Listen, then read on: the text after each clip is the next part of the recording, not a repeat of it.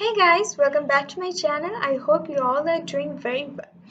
Since I have covered conditional statements and loops in my other videos, in this tutorial I'm going to talk about nested ifs and nested loops.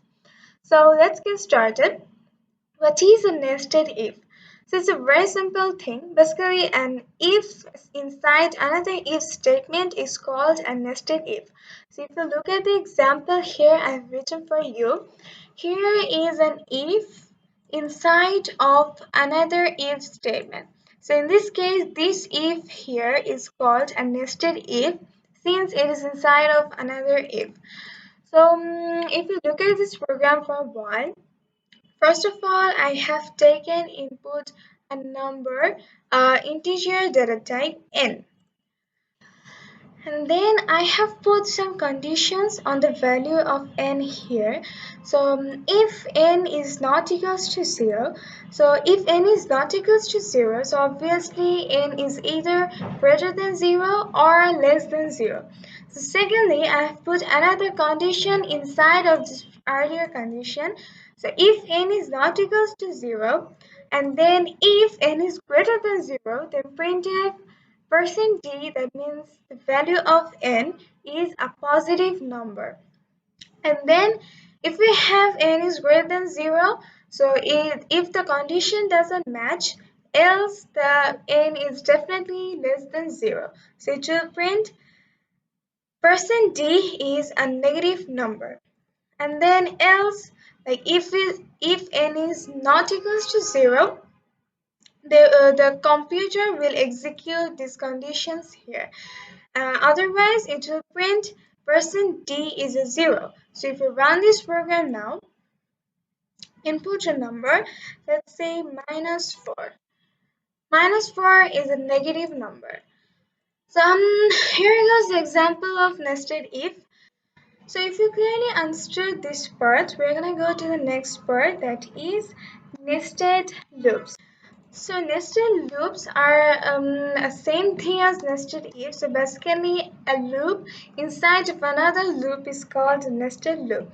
Like in this example, here is a for loop inside another for loop here. So firstly the computer will check for this for loop here.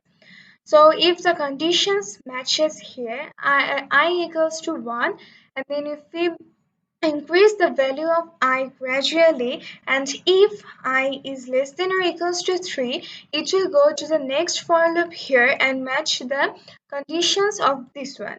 So if the conditions match with this one, so then j equals to 1, j is less than or equals to 3, and j plus plus.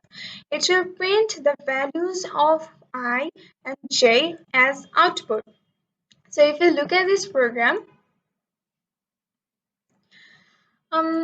take a look at the output of this program. So firstly, the computer checks this for loop here. So we get here 1 firstly. So the conditions matches, right? Then it goes to the second for loop, and we get the value of j as 1. In this case, the condition also matches with the entire statement, so it prints out 1 and 1 as the values of I and j. And then it goes back to the first for loop and checks for the condition again. And it will continue to do so until j's value reaches 3.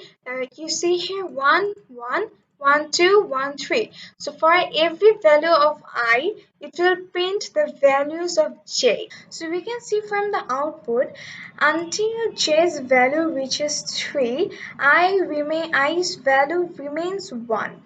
So as soon as j reaches the value of 3, i's value changes to 2, and then it continues to do the same until i's value is 3. So this is actually a loop inside another loop. So to execute this part of the loop, first of all, the first loop has to be true. So it will continue to show results as long as this loop's conditions are true. So this is what nested loops are. So I really hope you understood this part. And now if you have any questions, feel free to write in the comment section. I know this process part was a bit difficult, right? So feel free to reach out. And this is all for today. I'm gonna show how to make a basic calculator in my next video.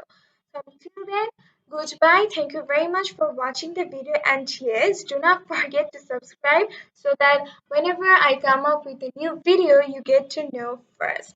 So thank you very much. See you soon.